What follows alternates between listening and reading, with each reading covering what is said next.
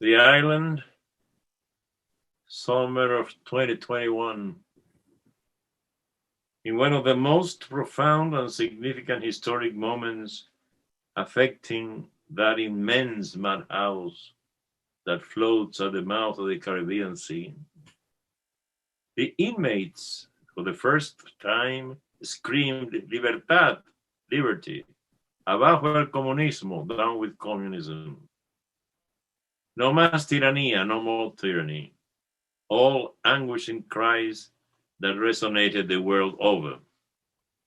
It was early July 2021. Seemingly, to the amazement of the keepers of the institution, there was a crack in the wall that surrounds the booby hatch where the programmed brainwashed population was supposed to be happy and quiet. Through that tight opening, the soul and the sight of hundreds of thousands of human beings escaped, screaming for freedom and for a basic form of human dignity, to the consternation of the Supreme Warden and the subsequent subordinates. These, who up to that moment had total control of the inmates, were all members of two generations of pirates that decided to stay put. A much more extended presence than the usual predatory stopover. This grotesque, malevolent, cruel, chameleonic, totalitarian, at times charismatic, and at times vulgar creatures had coalesced into a single voice that cynically set aside any form of mask to proclaim boldly that the inmates who rebelled were simply cockroaches to be crushed immediately, some by assassination, some by heinous beatings, and the rest by the usual renewed, continuous incarceration.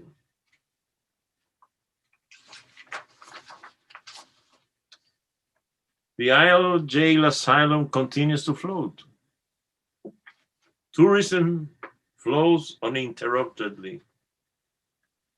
What will these new visitors see?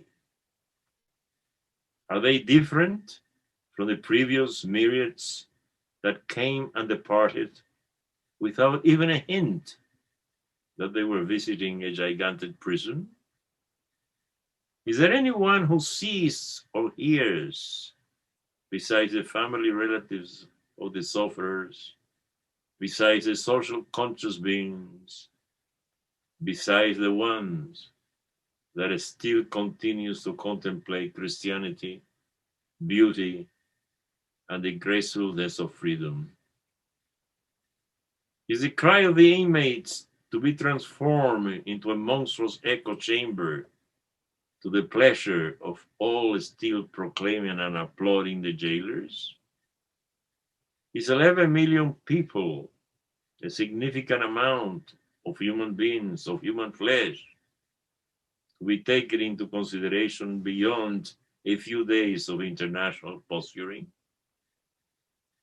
Can any of the jailers have even a midnight blink of consciousness?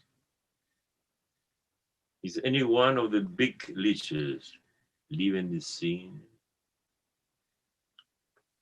The asylum island is Cuba, populated by a group of beautiful, jovial, loving creatures, hardworking human beings, who since 1492, the years that Columbus arrived at the island, to the present, have enjoyed only 57 years of freedom as a republic. Those in the streets screaming liberty are Cubans in a macabre house of correction, hoping that a miracle would change their fate. Any hope?